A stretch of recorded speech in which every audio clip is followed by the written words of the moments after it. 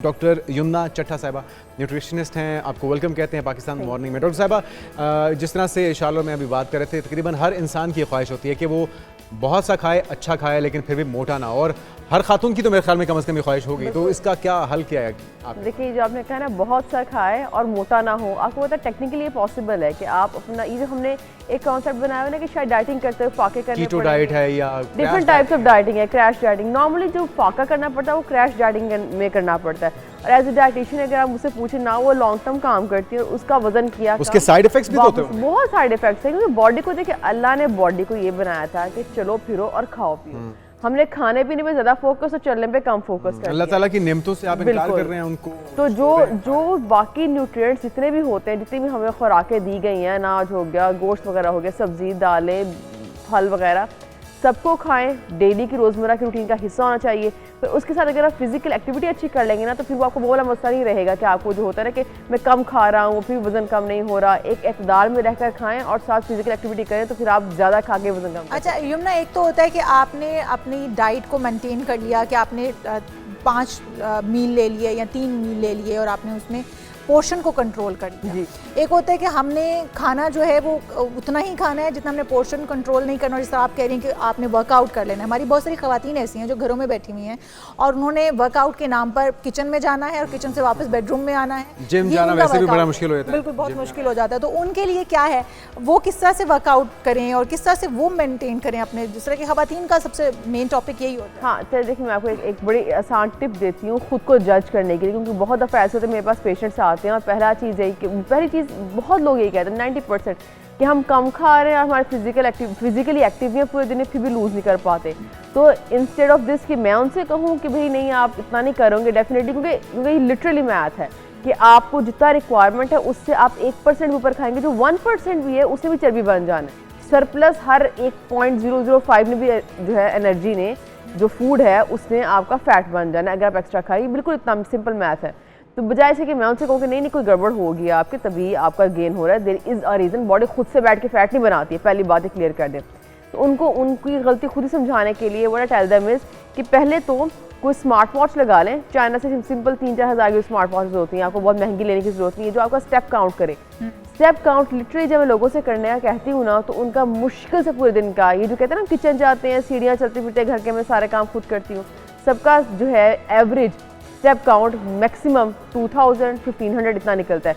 And in order to lose weight आपको 10,000 कम से कम करना पड़ता है, कोई बहुत बड़ा नंबर नहीं है। जो लोग फिजिकली सही वाले एक्टिव होते हैं ना कि अपने सारे काम खुद कर रहे हैं, थोड़ा सा वॉक भी करें पूरे दिन तो ठीक हो जाता है। की वॉक कर लेनी चाहिए इन शॉर्ट। हाँ, कम से कम 30 मिनट्स की वॉक हो जाती है। 30 मिनट्स की वॉक अगर आप स्लोली भी करो ना, 10 मिनट्स में 1 किलोमीटर करो, तभी 3 आप आराम से कर सकते हो।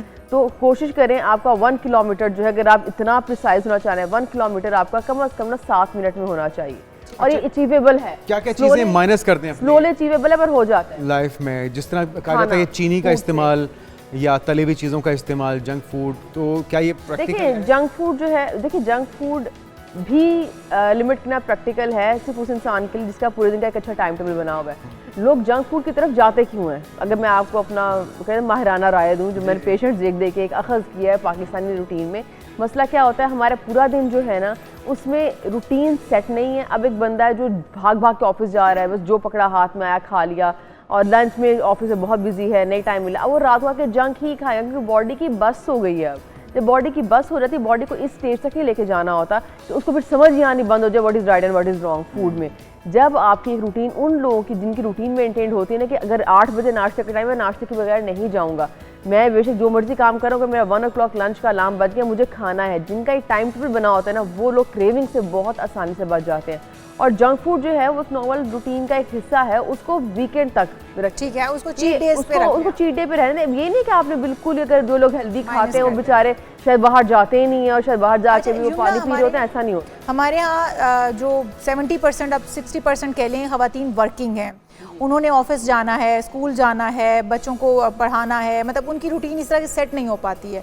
तो वो मिनिमम कॉस्ट में अपने बजट के अंदर रहते हुए ऐसी कौन सी अपनी डाइट के अंदर चीज़ें ऐड कर लें कि उनको पूरा न्यूट्रिशन भी मिले, उनकी बॉडी को सारी चीज़ें भी मिल रही हों और वो अपने वेट को कंट्रोल, अपनी बॉडी को फिट भी रख सकें। डेली की it's very easy, maintenance is very easy. बस कोशिश करें, अगर आप अगर ऑफिस में काम करें, मतलब उनकी बात करते हैं, ऑफिस में आपका स्कूल वाले लोग भी आए स्कूल पढ़ाते हैं जाते हैं, वहाँ के जो कैंटीन्स हैं या कैफ़ेज़ है वहाँ से खाना कम कर दें और खुद घर से लेके जाए, आपका आधी से ज़्यादा मसला वहीं हल हो जाएगा। क्योंकि जब आप बाहर से खाओगे ना, आपको तो क्वालिटी ऑफ फूड पे कितनी है कैसी है उसका पता नहीं चल सकता। और नॉर्मली बाहर जो है ना अनहेल्दी ऑप्शंस ही अवेलेबल होती हैं, इसलिए कोशिश करें जो आप घर से ले जाएंगे आपका आधा मसला वहीं हल हो जाएगा। आप फ्रूट भी खाएं, आप रोटी भी खाएं, आप सब्जी भी खाएं। अगर आपको थोड़ा सा जंक की साइड पे जाना है, लाइक स्नैक की साइड पे जाना है, जंक तो नहीं खाना चाहिए। Let's say pasta is not a junk food, inherently मुझे इतना जंक नहीं है। इतना सा पोर्शन पास्ता होगा विद वेजिटेबल्स विद चिकन, वो भी एक अच्छा मील बन जाता है। इसीलिए कोशिश करें, अगर आपको स्नैकी टाइप ऑफ मील भी चाहिए ना, कि मुझे बस कन्वेंशनल सी रोटी और जो हमारा लंच होता है ना वो नहीं खाना मुझे, तो रोटी सालन कैरी करना मुश्किल लगता है, ठीक है, गो फॉर दीज ऑप्शंस, पर घर की बनी हुई ऑप्शंस, तब भी आप आधी से ज़्यादा मसले से निकल आओगे। एंड देन अगेन इनके लिए भी ये रिकमेंडेशन है, आप घर हो बाहर हो जॉब करते हो नहीं करते, देखिए हमें सेहत को पहले प्रायोरिटी देनी पड़ेगी और हमें इस चीज़ की इंपॉर्टेंस को समझना पड़ेगा। अच्छा, ये हम चीज़ें इसलिए कर पा रहे हैं सिर्फ कि हमारी उम्र छोटी है। जैसे ही आप 30-40 क्रॉस करते एक दफ़ा समझ आती है कि ये खराब खाए के असर बॉडी पे नजर आते हैं इस एज में। अच्छा, मैं क्योंकि वेट लूज करने की तरफ आफ्टर प्रेगनेंसी और बेबी कंसीव करने के बाद या प्रेगनेंसी के बाद डिलीवरी के बाद मुझे ये होता है कि वेट लूज जो है वो विद इन मंथ कर लिया जाए, बट ये क्योंकि सी सेक्शंस में खवातीन भी नहीं कर पाती हैं, मैं खुद भी इतनी अपने अंदर एनर्जी फील नहीं करती हूँ, तो मुझे ये लगता है कि जो डाइट है वो साथ साथ एनर्जी भी देती है, आपको हीलिंग प्रॉपर्टीज भी देती है और आप जल्द से जल्द जो है वो उसकी तरफ आ जाते हैं, बजाय इसके कि आप डाइट करें और उस तरफ जाएं। तो उन खवातीन के लिए जो कि इन चीज़ों से गुजर रही हैं, ऑपरेशन हुए हुए हैं और फिर वो अपना वेट गेन कर चुकी हैं और उनको ये भी शिकवा है कि वो खाती तो बिल्कुल नहीं है लेकिन लगता बहुत ज़्यादा है, तो वो उनके लिए क्या है? मैं 2 दिन से बता दूँ, मेरे अपने 2 बच्चे हैं, मेरी भी रिसेंटली बेटी हुई है, ठीक है, माशाअल्लाह। तो पोस्टमार्टम टाइम पीरियड जो होता है ना, अब मैंने भी चूँकि 2 दफ़ा खुद एक्सपीरियंस किया, तो इसलिए मैं अपने एक्सपीरियंस से भी 2-3 चीज़ें बताऊँगी।